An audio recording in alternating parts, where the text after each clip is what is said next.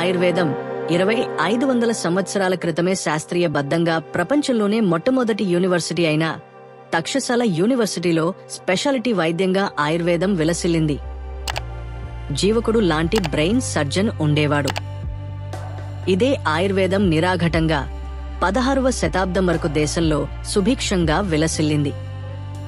కేవలం 100 నుండి 200 మధ్య సంవత్సరంలోనే బ్రిటన్ సామ్రాజ్యవాద విస్తరణలో భాగంగా ఆయుర్వేద వైద్యం తారుమారైంది. ఇదే వైద్యంతో యూరోపియన్లు అన్ని రోగాలకు వైద్యం చేస్తున్నారు. ఇంగ్లీష్ వైద్య విధానం వచ్చాక ఆయుర్వేద వైద్యం అంటే తేలికపాటి వైద్యులని ఈసడించారు. క్రమంగా శాస్త్రీయత లేదంటూ ఎంపెరికల్ సైన్స్ అంటూ మూలకు విసిరేశారు. అదే యూరోపియన్లు నేడు భారతీయుల కంటే ఎక్కువగా ఆయుర్వేదంను వాడుతున్నారు. England, Germany, France, Italy, Europe అంతా కలిసి 41% ఆయుర్వేద ప్రొడక్ట్స్ వాడుతున్నారు. కేవలం అమెరికా 21% ఆయుర్వేద ప్రొడక్ట్స్ వాడుతున్నారు.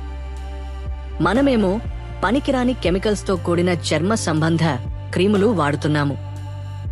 2024లో ఆయుర్వేద గ్లోబల్ మార్కెట్ 12.6 బిలియన్స్, 2033లో 6.6 గ్రోత్ రేట్ తో 36 బిలియన్స్ మార్కెట్ ఆయుర్వేదం కైవసం చేసుకోబోతుంది.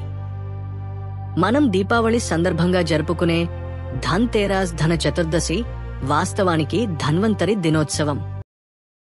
ఆరోగ్యాన్ని, ఆయుష్ను, ఆరోగ్య దేవత అయిన ధన్వంతరిని ప్రార్థిస్తూ పూజించే రోజు.